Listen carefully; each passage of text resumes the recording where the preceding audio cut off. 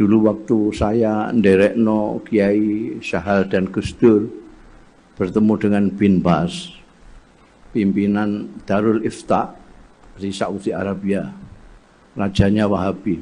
Saya diajak sama Kiai Syahal sama Gus Dur, sama Dr. Fahmi wakilnya.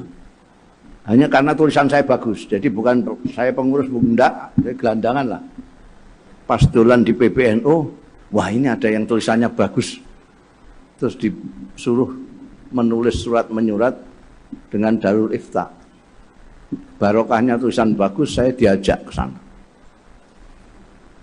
Nah, untuk supaya tidak menyulitkan Kiai Syahal dan Gus Dur, masa nanti memperkenalkan ini Rais Am Nahdlatul Ulama, ini Ketua Umum Nahdlatul Ulama, ini Wakil Ketua Umum.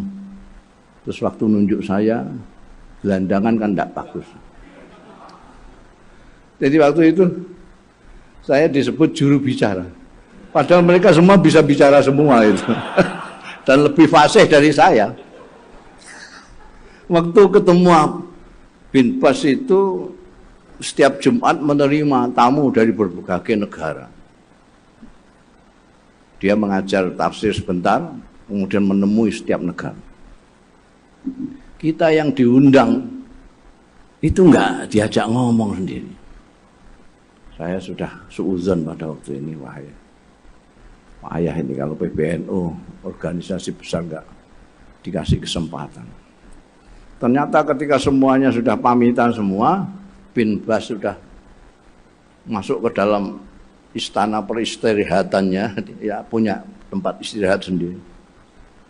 Tiba-tiba ada asistennya dari PBNU Indonesia dimohon untuk datang ke ruang istirahat. Jadi di ruang itu kecil itu Bin Bas sendirian dengan ini Kiai Syahal, Gus Dur, Allah yarham. Pertanyaan Bin Bas itu, sampean itu anggotanya ada berapa organisasi PBNU? Ini pada diam semua yang lain. Nah, karena saya sudah diangkat jadi juru bicara, saya yang ngomong. 50 miliar ya Syekh.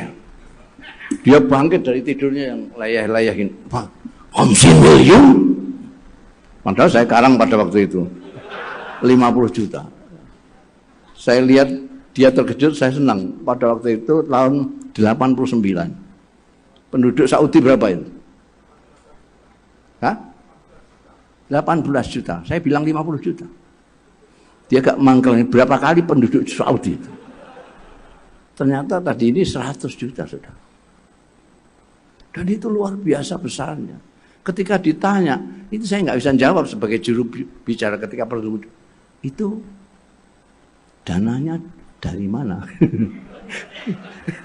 Itu saya nggak bisa jawab. Meskipun juru bicara saya diam saja. Itu bukan wewenang saya itu. Masa saya bilang urunan dari saya dari situ saya berpikir, Masya Allah.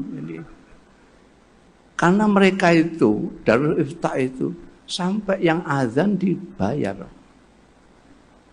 Apalagi yang maca Quran, qiraah, azan umat. Yang azan kadang-kadang nggak ikut sembahyang itu. Dibayar karena bayaran. Nah ini NU 50 juta. Siapa yang biayai? Makanya saya terus teringat, NU dulu itu kantornya di tempatnya ketuanya. Ketua dipilih yang banyak duitnya. Supaya kalau rapat-rapat yang nyugoi ya ketua itu.